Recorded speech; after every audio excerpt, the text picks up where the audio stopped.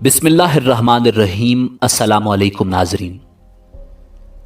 नाजरीन, मोहम्मद बिन कासिम के हवाले से हमारी तारीख और मदारिस की कुतुब बार बार ये तो बताती हैं कि मोहम्मद बिन कासिम ने 17 साल की छोटी सी उम्र में सिपा सालारी करते हुए सिंध पर हमला किया और बड़ी महारत से दिबल से लेकर मुल्तान तक का इलाका थोड़े से अरसे में फतह कर लिया। ताहम ये किताबें इस हवाले से मुकम्मल तौर पर खामोश हैं कि मोहम्मद बिन कासिम सिंध फतह करने के बाद आखिर कहां गए, मोहम्मद बिन कासिम की मौत कब और कैसे वाक़ हुई, आखिर जिस इंसान ने 17 साल की उम्र में सिंध फतह कर लिया उसने बाकी जिंदगी कैसे गुजारी।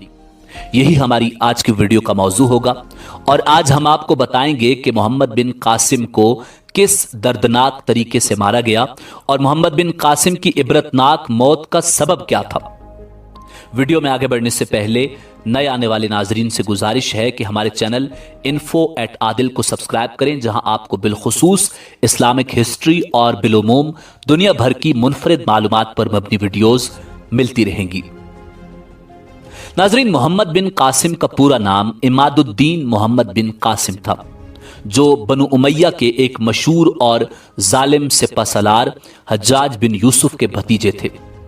मोहम्मद बिन कासिम ने 17 साल की उम्र में सिंध फतह करके हिंदुस्तान में इस्लाम को मुतारिफ करवाया। उनको उस अजीम फतह के बायस हिंदुस्तान और पाकिस्तान के मुसलमानों में एक मसीहा का एजाज हासिल है और इसीलिए सिंध को बाबुल इस्लाम कहा जाता है, क्योंकि हिंदुस्तान पर इस्लाम का दरवाजा यहीं से खुला। नाजरीन, जिस इलाके पर सिंध का इतलाक होता था वो बहुत लंबा था। ये मगरिब में मुकरान तक, जुनूब में बहिरा अरब और गुजरात तक, मगरिब में मालवे के वस्त और राजपुताने तक और शिमाल में मुल्तान से गुजरकर जुनूबी पंजाब के अंदर तक वसी था और इस तमाम तर इलाके को सिंध ही कहा जाता था। मगर यह सिंध दो हिस्सों में तकसीम था। शिमाली सिंध पर राजा दाहिर के बड़े भाई दहरसिया की हुकूमत थी, जबकि जुनूबी सिंध पर राजा दाहिर हुक्मरानी करता था।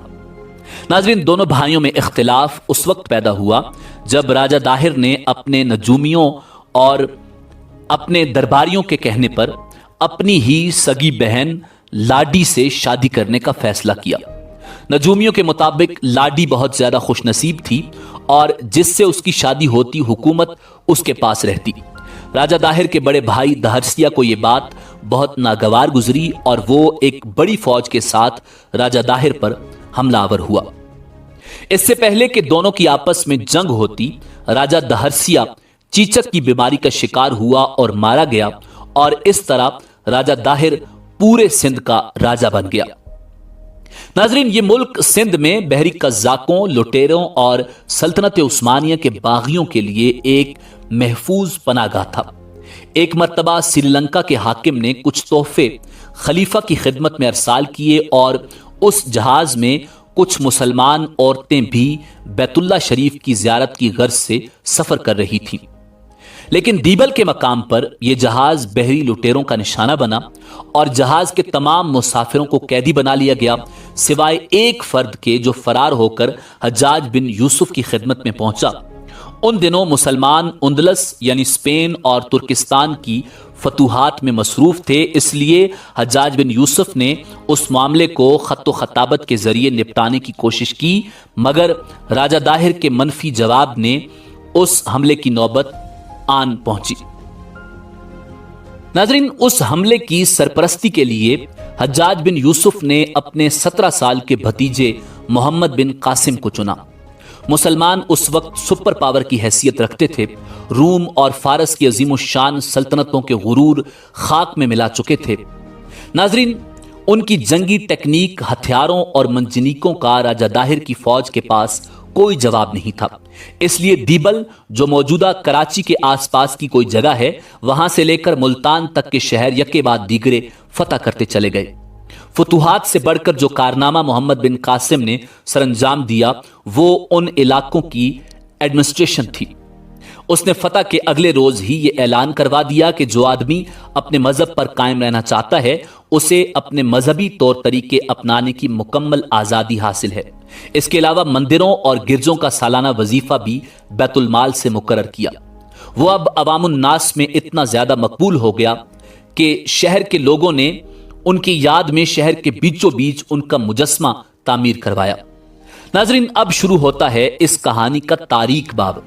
تقریباً سارے ہی مورخین اس بات پر متفق ہیں کہ محمد بن قاسم کی وفات 20 سال کی عمر میں ہوئی، جب کچھ نے 19 سال لکھا ہے، مگر اس بات پر سب متفق ہیں، یعنی محمد بن قاسم سندھ فتح کرنے کے تقریباً 2 یا 3 سال تک زندہ رہا۔ دوسری بات یہ کہ محمد بن قاسم کی موت میدان جنگ میں لڑتے ہوئے نہیں ہوئی، اور نہ ہی کسی بیماری کی وجہ سے محمد بن قاسم کی موت واقع ہوئی۔ اگرچہ مورخین ان کی موت کے حوالے سے کچھ متفقہ فیصلہ نہیں دیتے، تاہم اس بات پر سب متفق ہیں کہ محمد بن قاسم کی موت اپنے ہی حاکم کی طرف سے دی گئی سزا کے نتیجے میں واقع ہوئی۔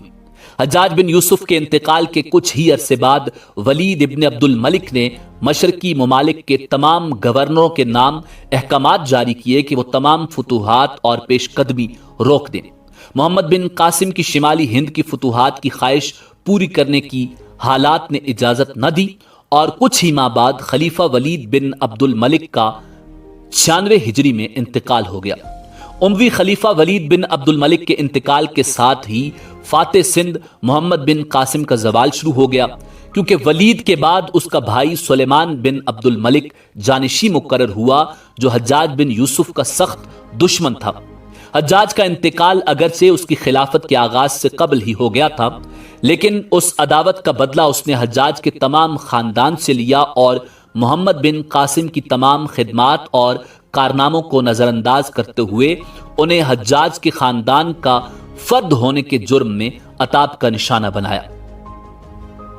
ناظرین، محمد بن قاسم کی موت کے حوالے سے 2 بیانات ملتے ہیں۔ چچ نامہ سندھ کی تاریخ پر پہلی باقاعدہ کتاب سمجھی جاتی ہے۔